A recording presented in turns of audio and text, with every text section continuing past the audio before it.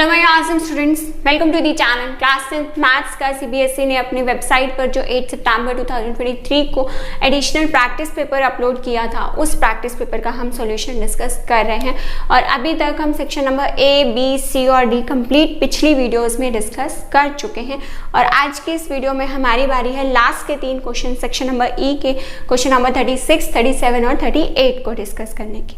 ठीक है जी। सो देखो, क्वेश्चन नंबर 36 में उन्होंने आपसे क्या बोला है, an interior designer Sana hire 2 painters Manan and Bhima. Sana ने 2 पर्सन्स को हायर किया, उनका नाम क्या है, मनन एंड भीमा। किस लिए हायर किया? To make some paintings. ठीक है, बिल्डिंग्स के लिए कुछ पेंटिंग्स बनानी थी। Both the painters were asked to paint 50 different painting. कितनी पेंटिंग्स बनानी है दोनों ने? 50 डिफरेंट पेंटिंग ईच। मतलब 50 पेंटिंग्स मनन बनाएगा, 50 पेंटिंग्स हमारा कौन बनाएगा? भीमा बनाएगा। Okay, then the prices quoted by both the painters are given below. जो प्राइस उन्होंने मांगा पेंटर्स ने, उसके लिए वो कितना है? Manan asked ₹6,000 for the very first painting. सबसे फर्स्ट पेंटिंग के लिए कितना लेगा वो? ₹6,000। Then an increment of ₹200 for each of the following painting. उसके बाद वो क्या करेगा? ₹200 अपने इंक्रीज करता जाएगा। मतलब फर्स्ट पेंटिंग के लिए 6,000, देन 200 इंक्रीज करेगा तो नेक्स्ट पेंटिंग के लिए कितना प्राइस लेगा? 6,200। देन नेक्स्ट के लिए कितना प्राइस लेगा? 6,400 एंड सो ऑन।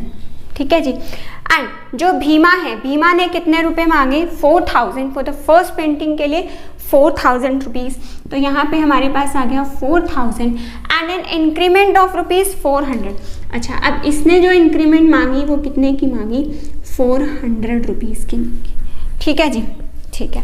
तो आपको दिख रहा है ये कहीं ना कहीं हमारी एपी बन रही है। ठीक है, क्योंकि कॉमन डिफरेंस जो है वो हमारा सेम आ रहा है। हर बार 200 की सेम इंक्रीमेंट हो रही है, तो ये भी एक एपी बन रही है, ये भी एक एपी बन रही है। Then how much money did Manan get for his 25th painting के लिए हमें बताना है कि उसको कितने रुपए मिले। तो यहाँ से आप कैसे निकाल सकते हो? आपको an का फॉर्मूला लगाना आता है। an is equal to a plus n minus 1 into d. ठीक है जी। तो a क्या है? मतलब फर्स्ट पेंटिंग के लिए कितने लिया उसने? 6,000 प्लस n की वैल्यू कितनी है? 25 माइनस 1 और d कितना है हमारा? कॉमन डिफरेंस कितना है हमारा? 200। ओके, सो इसको सिंप्लीफाई करो। 6,000 प्लस 25 माइनस 1 कितना हो गया? 24 इंटू 200। ओके, सो हमारे पास जो an यानी कि A25 आ चुका है, वो कितना है हमारे पास? 6,000 प्लस 25 माइनस 1 कितना हो चुका है? 24 इंटू 200। सो दैट मीन्स कितना आ गया ये? 6,000 प्लस 24 को 200 से मल्टीप्लाई करेंगे, कितना आएगा? 4,800। सो दिस प्लस दिस हमारे पास कितना बन जाएगा? 10800 रुपीज़। ठीक है जी, राइट।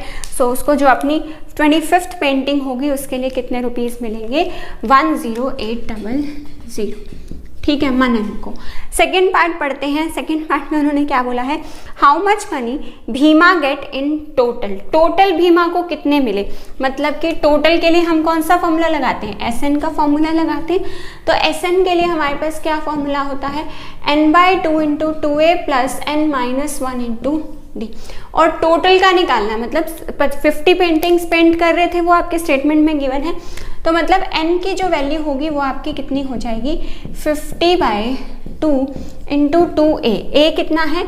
a है हमारा 4,000 प्लस 50 माइनस 1 इंटू इंक्रीमेंट कितने का हो रहा है यहाँ पर? इंक्रीमेंट हो रहा है 400 का। सो दैट मीन्स d की वैल्यू कितनी हो जाएगी हमारे पास? 400।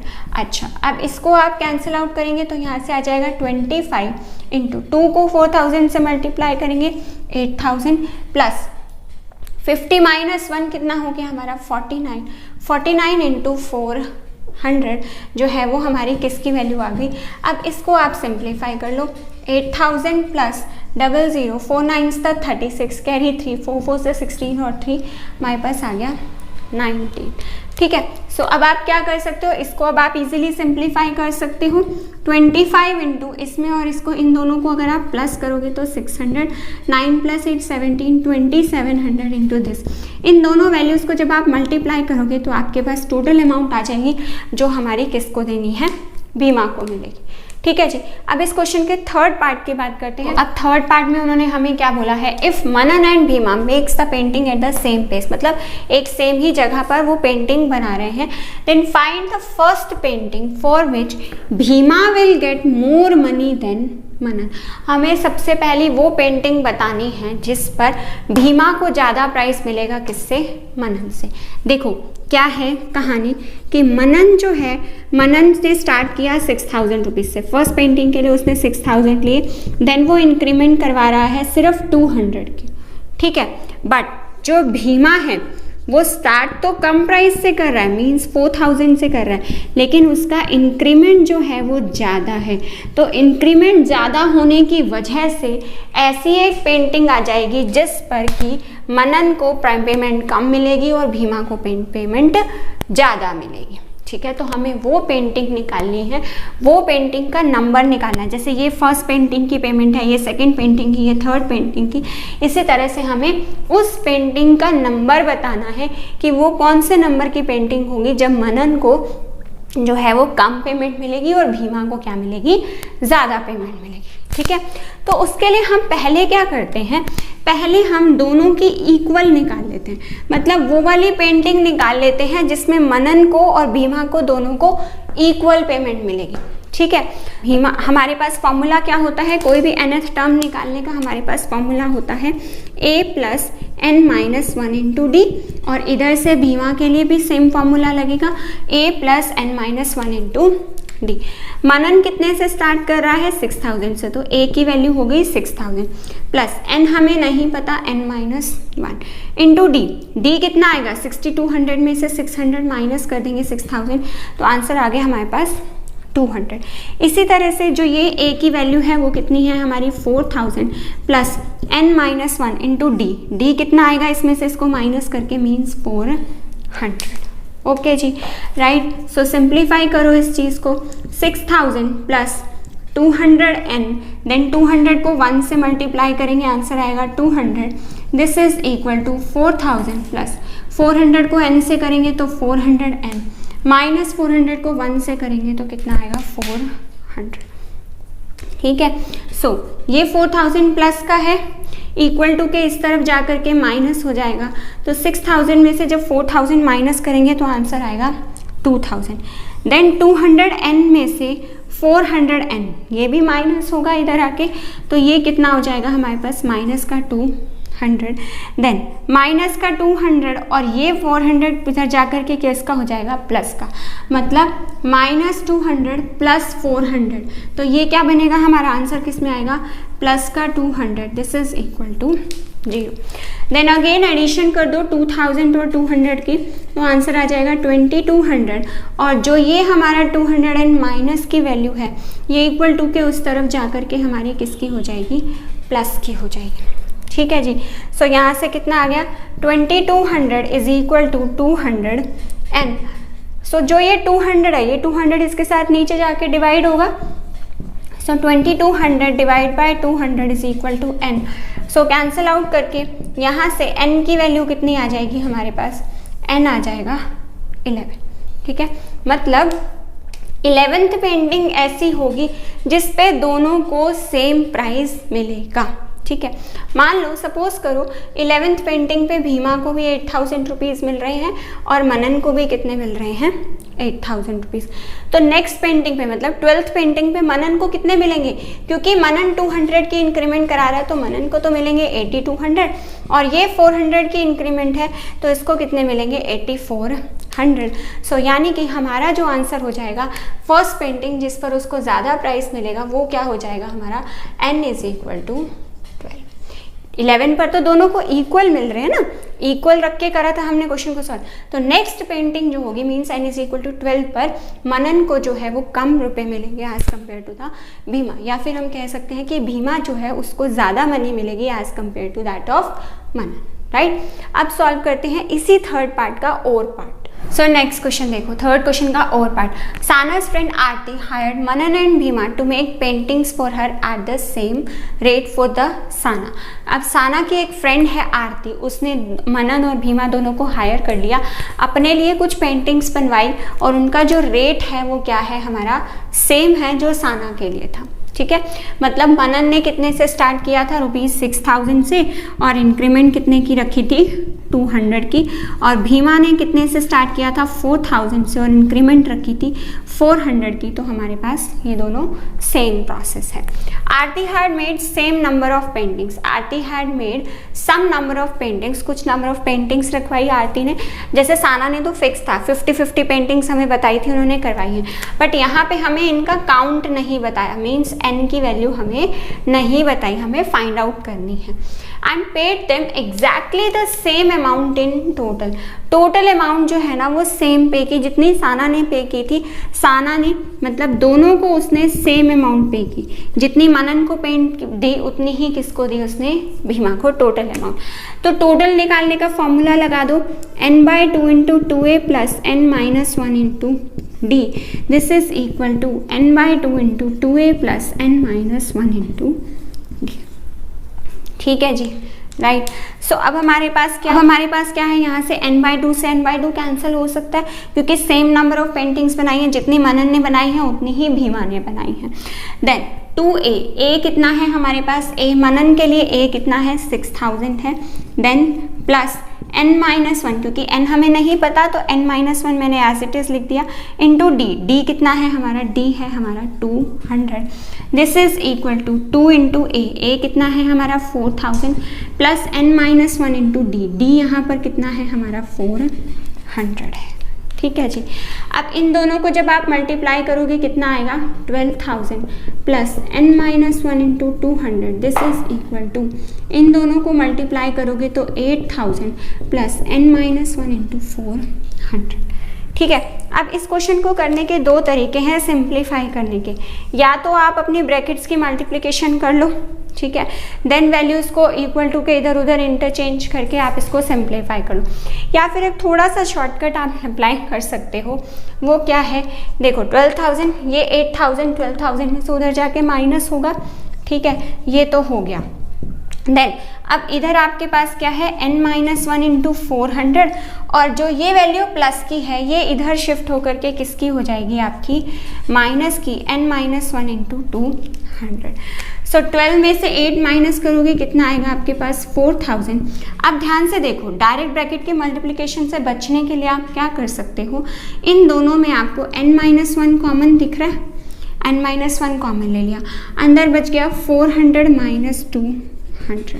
ओके जी, सो हमारे पास 400 में से 200 को माइनस करके कितना आ जाएगा, सिंपली 200 आ जाएगा। ठीक है, अब ये 200 इधर मल्टीप्लाई हो रहा है, इसके साथ नीचे शिफ्ट कर दो तो ये आपका क्या हो जाएगा, divide, this is equal to n-1, 0 से 0 कैंसिल, यहाँ से आ गया 20 इज इक्वल टू n-1। अब ये -1 इधर शिफ्ट होकर के प्लस हो जाएगा, तो मीन्स n की वैल्यू कितनी आ गई मेरे पास, 21। अंडरस्टूड, समझ आई बात। आगे बढ़ते हैं क्वेश्चन नंबर 37 पर। नंबर 37 की जो ऊपर की स्टेटमेंट है वो आप लोग अपने क्वेश्चन पेपर में से पढ़ लेना। उन्होंने बोला है कि एक आर्करी की एक गेम है, ठीक है, इसमें जो एरो मारना है, हमने जो गेम में हमारे पास इस तरह से सर्कल्स लगे होते हैं और हमें पॉइंट्स मिलते हैं कि अगर इस पॉइंट पर एरो जाएगा तो इतने पॉइंट्स मिलेंगे, इस पॉइंट पर इतने, इस पॉइंट पर इतने। तो वही चीज़ आपको ये बताई हुई है कि अगर आपका जो है ये बाहर वाली बाउंड्री के अंदर अंदर यहाँ पर गिरता है एरो तो कितने पॉइंट्स मिलेंगे, 5 पॉइंट्स। अगर इस पोर्शन के अंदर गिरता है तो आपको 10 पॉइंट्स मिलेंगे। अगर रेड वाले में आता है एरो आपका तो 20 पॉइंट्स, और अगर इस ब्लैक वाले अंदर वाले में आता है तो आपको कितने पॉइंट्स मिलने वाले हैं, 30 पॉइंट्स मिलने वाले हैं। ठीक है, तो सबसे फर्स्ट पार्ट में उन्होंने पूछा है after shooting Rohan score 25 points. Rohan को कितने पॉइंट्स मिले हैं, 25 points. Right the set of coordinates for each arrow that lands on the target. हमें उसके कोऑर्डिनेट्स बताने हैं, ठीक है, तो आप कोऑर्डिनेट्स कैसे भी निकाल सकते हो।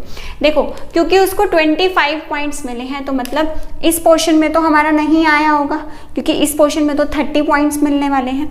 या तो इस पोर्शन में लैंड करेगा या इस पोर्शन में लैंड करेगा, राइट। सो यहाँ पर हमारे पास क्या है, यहाँ पर लैंड करता अगर बिल्कुल बाउंड्री पर, तो बाउंड्री पे इसको कितने पॉइंट्स मिलते हैं, यहाँ पर 30, और यहाँ पर अगर लैंड करता तो इस बाउंड्री पे इसको कितने पॉइंट्स मिलने वाले थे, 20।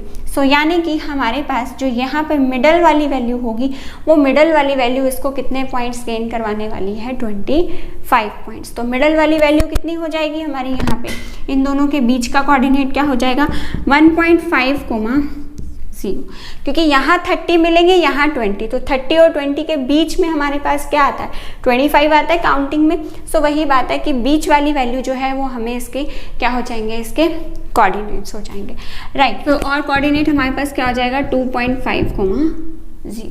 ठीक है जी। अब आगे उन्होंने बोला है if one player lands on this, मतलब एक प्लेयर जो है उसका एरो जो है वो 2, मतलब एक्स एक्सिस का पॉइंट, और दूसरा क्या है हमारा 2.5। तो 2.5 कहाँ होगा, यहाँ कहीं पर होगा, 2 और 3 के बीच में होगा कहीं पर। ठीक है। सो हमारे पास उन्होंने बोला है कि उसको कितना अवार्ड मिलेगा, उसको कितने पॉइंट्स मिलेंगे हमारे पास, 2,2.5। ठीक है। तो ओरिजिन से इसका डिस्टेंस कैलकुलेट कर लो, ओरिजिन से इसका डिस्टेंस क्या होगा, डिस्टेंस फॉर्मूला लगा लो और डिस्टेंस कैलकुलेट कर लो। सो आपके पास डिस्टेंस कितना आ जाएगा, 0,0 हमारा दूसरा कोऑर्डिनेट है, तो हमारे पास आ जाएगा x2 - x1 means 2 - 0 whole square plus 2.5 plus y2 - y1 whole square. So this is equal to 2 - 0 means 2 की पावर 2 कितना हो जाएगा, 4 प्लस 2.5 की पावर 2 कितना आएगा, 6.25। सो हमारे पास आंसर आ गया अप्रॉक्सीमेटली √10.25। अब जब आप इस रूट को सॉल्व करोगे तो आपके पास समथिंग वैल्यू आएगी 3 पॉइंट समथिंग, आपके पास इस रूट को सॉल्व करके आंसर आ जाएगा, मतलब 3 से बड़ी वैल्यू। ठीक है। तो 3 से बड़े, देखो डिस्टेंस 3 से अगर ज़्यादा होगा ओरिजिन से इसका, तो मतलब कि ये कहाँ पर जा रहा है, इस वाले एरिया में जा रहा है, ग्रीन वाले एरिया में। तो ग्रीन वाले एरिया में इसको कितने पॉइंट्स मिलने वाले हैं, 5 पॉइंट्स मिलने वाले हैं। तो यानी कि इसका जो करेक्ट आंसर हो जाएगा वो हमारा क्या हो जाएगा, 5 पॉइंट्स। ओके जी, आगे बढ़े। क्वेश्चन नंबर 37 का हमारा थर्ड पार्ट, देखो ध्यान से क्या बोला उन्होंने, one of the arrow landed eight 1.2, 1.6। एक एरो जो है ना हमारा वो यहाँ कहीं पर लैंड कर रहा है 1.2, 1.6 पर, यहाँ कहीं पर लैंड कर रहा है। ठीक है। फर्स्ट एरो रोहन का, he wants his second arrow to land on the line joining the origin. वो क्या चाह रहा है कि उसका जो सेकेंड एरो है ना वो उस लाइन पर लाई करे जो ओरिजिन से ज्वाइन कर रही है, एंड द फर्स्ट एरो, और फर्स्ट एरो को ज्वाइन कर रही है पोजीशन को। फर्स्ट एरो यहाँ पर गिरा और सेकेंड एरो यहाँ कहीं पर आगे कहीं पर गिरे। ठीक है। Such that he gets 10 points for it, तो दैट कि उसको 10 पॉइंट्स मिले टोटल। तो सबसे पहला काम तो हमने क्या किया, हमने डिस्टेंस फार्मूला लगा के ओरिजिन और इस पॉइंट का हमने क्या निकाल लिया, डिस्टेंस फाइंड आउट कर लिया। तो डिस्टेंस निकालने के लिए फॉर्मूला क्या होता है, इसका और ओरिजिन का, x2 - x1 whole square means 1.2 - 0 whole square plus y2 - y1 whole square. So यहाँ से हमारे पास कितना आ गया, 1.2 की पावर 2 मीन्स 1.44 प्लस 1.6 की पावर 2 मीन्स 2.56।